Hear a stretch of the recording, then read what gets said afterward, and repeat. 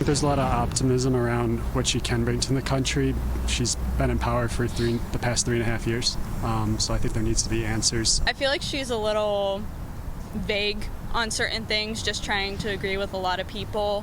Be a peace candidate, not a war candidate, pro-war candidate, and then crack down on immigration.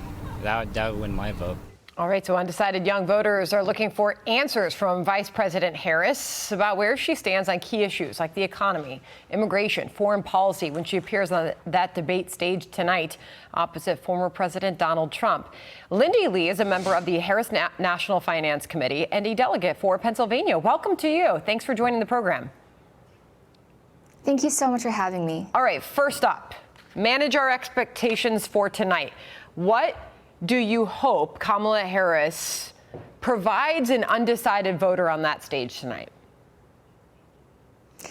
Thank you again. Well, she's going to focus on issues. She's going to talk about the opportunity economy that she's already unveiled and bringing down costs for Americans and also unveiling her child tax credit. She's going to be focusing on the issues time and time again, while Trump is going to be focused on petty disputes. Okay.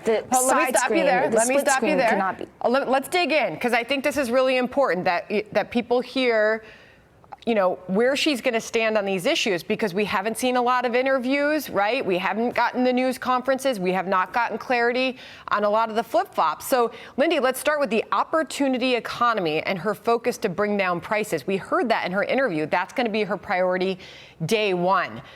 We have not heard her acknowledge how these prices got here. Those prices ran up under the Biden-Harris administration. And most economists are in agreement that that was because of massive government spending. So is she going to acknowledge what got us here to describe how she can fix the problem?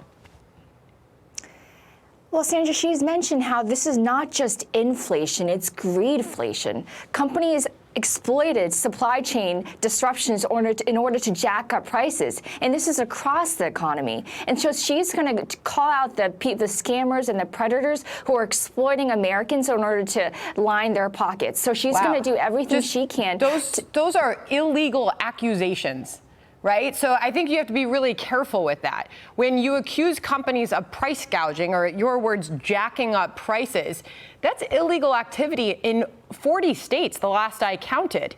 We have not seen any legal activity. So will that work on the debate stage with the American voters who are living through this inflation crisis?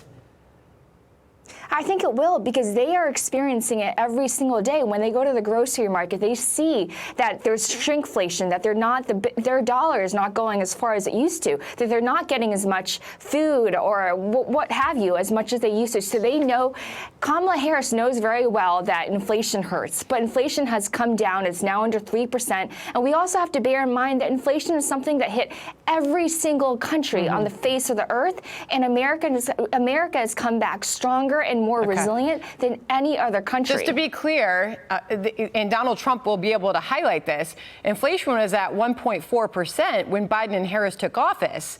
It then ran up to much higher than that, over 9%, and it's still almost double that today.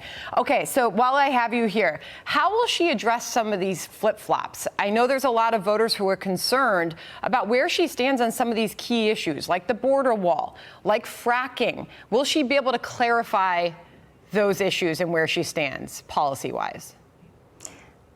I think instead of focusing on why she has evolved, we have to ask why Trump hasn't. Why, in the face of facts, has he not changed his mind? Harris has been in power for 3.5 years now, and drilling under Biden is higher than it ever was under Trump. So during her time in office, she has learned and she has evolved based on the information that she's received. So that's interesting. Will she embrace fracking? She did so in Pennsylvania, and there were some skeptics who say maybe that was just a win over voters there. Will she own that message and follow through if she wins the White House?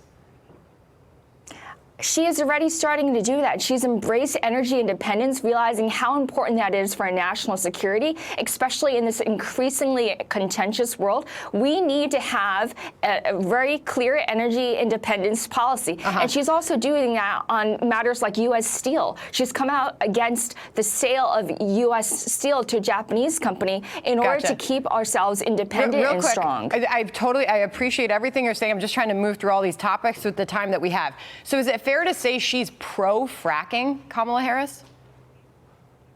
I think she's pro-energy independence and doing whatever we can to make sure that our policies, that our economy is not contingent on another country.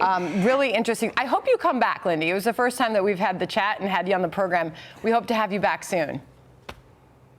Thank you for inviting me. I appreciate it. Okay. All right. We'll be watching the debate tonight. Thanks. I'm Steve Doocy. I'm Brian Kilmeade. And I'm Ainsley Earhart. And click here to subscribe to the Fox News YouTube page to catch our hottest interviews and most compelling analysis.